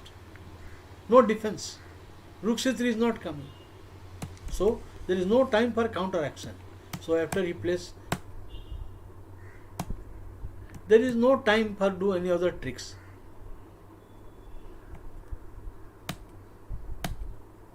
Idea, if you play bishop into rook into. Now idea pawn into bishop, and now bishop into is not playable, rook into f3. So this is pawn wedge, but here the pawn wedge did not work. This play by black was very instructive, seizing a central square. We have seen the games of Geller-Pilnik, I think Anand versus somebody, Geller-Pilnik also, seizing a central square.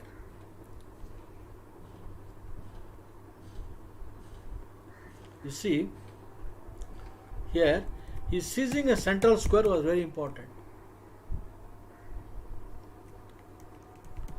I will not hurry up. I will continue in the next class if I cannot complete all these games.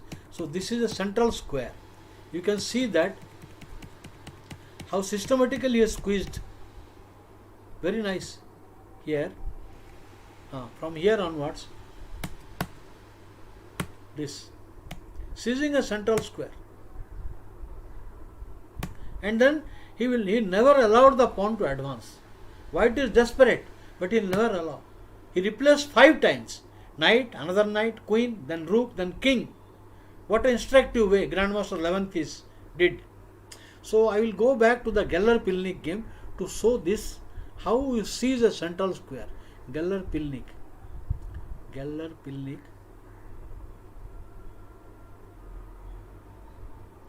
I have that file.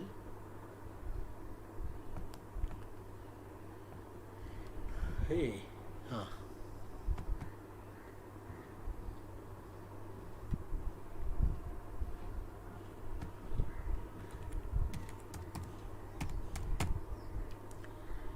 Geller versus Pilnik. Pilnik white, Geller black. Is this the game or next game? This is the game.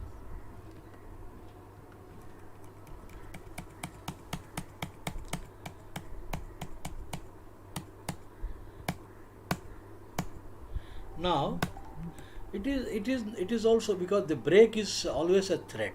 So he could do this also slowly. But piece development is better. If you have to stop, why not bring a piece out? So why pawn? Very instructive. Now forcing.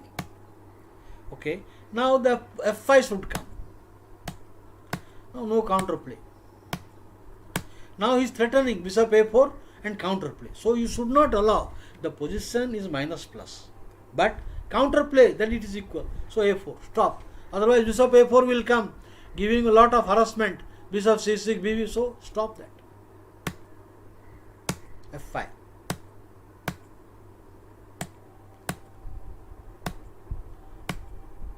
Now seizing a central square, we just saw that 11 fish game, Alatatasov versus 11 fish. Now this is same beat. Takes seizing a central square. White's extra pawn is useless. The bishop is not more than a big pawn. Now this is not a bishop, it is like a big pawn here. And now black has a ready-made plan. They are storming the kingside pawns. I mean g5, h5, g4. You will just roll. Now you want to roll the pawns, first go queen. Queen to h4. Otherwise queen has to waste lot of time. So first go queen. Idea g5, h5, g4. There is simple ready-made plan. g5. Nothing, there is nothing here. h5, g4, it is lost. So it is a theme, seizing a central square. I can show you on another game, same theme of Vijay Anand, but I want to cover the next game to complete this topic. At least this topic I will finish. So here,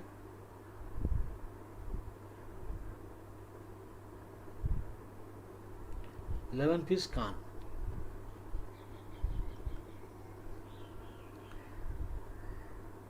Hello Daruwala, nice to meet you. Barka Patak and Goel next.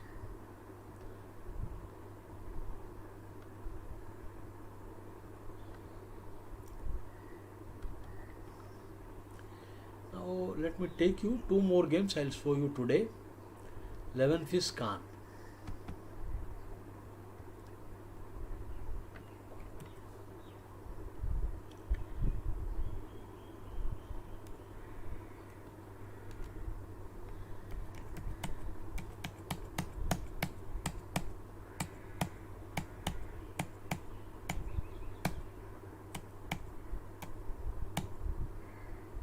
Pawn wedge.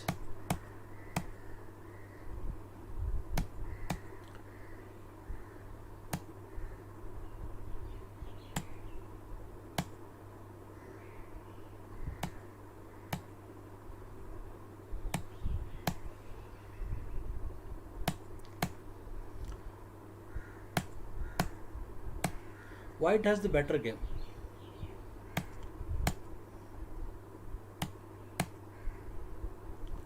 So, offering a pawn for activity.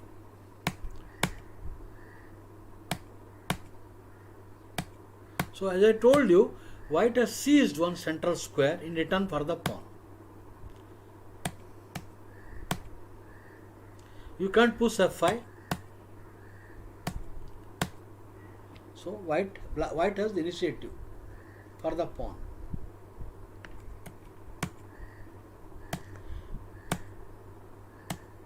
If you take it, this is an advantage of color complex. After taking rook into followed by bishop e4, white will have a decisive advantage. All white squares. The black bishop is bad. I have already told about color complex. So bishop into f5 is simply not good. He could not tolerate. The pieces are hard, not moving. Next plan, simply he wants to bring queen to e2, queen to h5, and you can lose the pawn also. So he lost patience and took it. Now it is a peace wedge. Now it is like a peace wedge has come.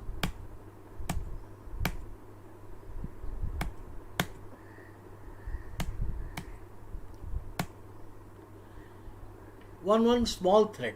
Rook takes pawn and back rank mate. Again a threat. You have to stop. The idea is rook takes and back rank mate. Only.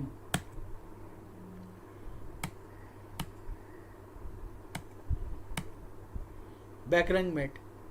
Not mate threat actually. White square problem. Color complex. Rook f5.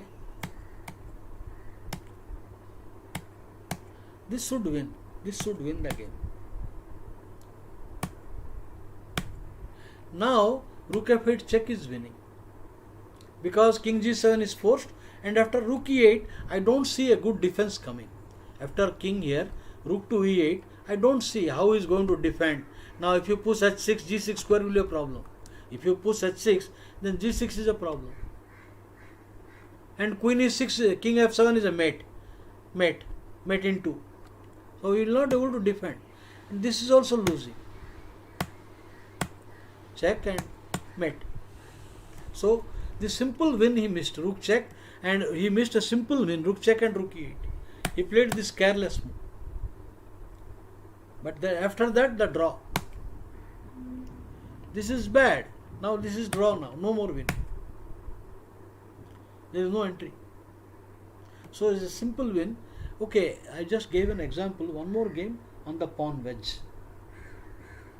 One more game I will show you. It is Bari versus Sahu.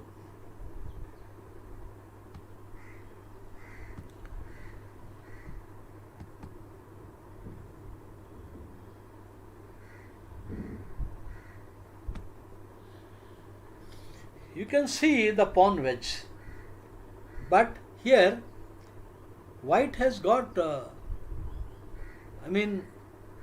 lot of space.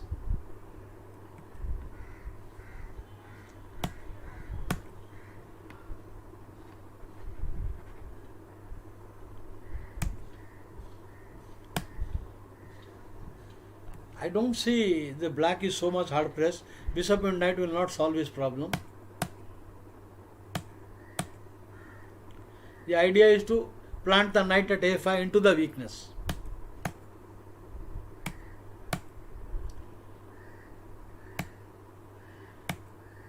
Now you will have leisurely, can seize the file, triplet on the file, like Karpov-Unzikar, just bring rook coming, or Karpov-Anderson, just bring the rook, a1, rook a2, queen a1. Just like Karpov-Anderson or Karpov-Unzikar. White is ready to play on the queen side as well, and on the center and king side.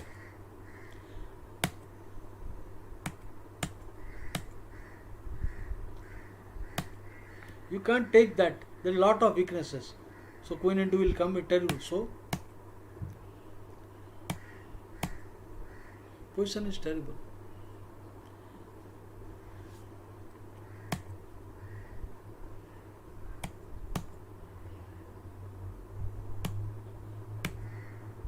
The king side attack, the rook on a6 is simply paralyzed.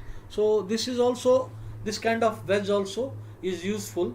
You get lot of space. It comes sometimes in queen's gambit declined, some positions, that which line it is? It is coming in that bf4 variation sometimes. So with this I leave. Then I have topic left is, I will have to show you 3 more different thing.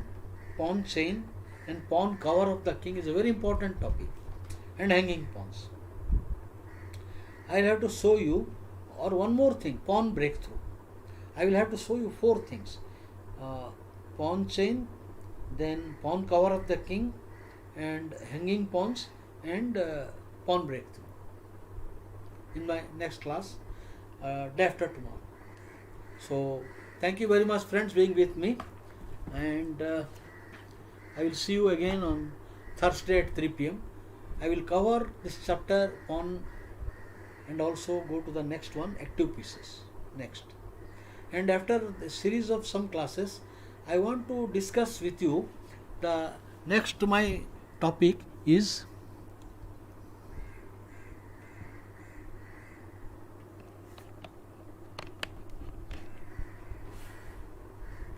top secrets of classical masters, top secrets of great players, strong players. So how they work out a win in a position, how they think. It is very important to know all that. So we'll discuss once I do series of lectures on this. I will go to that part. Thank you very much. See you again Thursday 3 p.m. Bye. Hello, Kartikeya Rishi and Daruwala.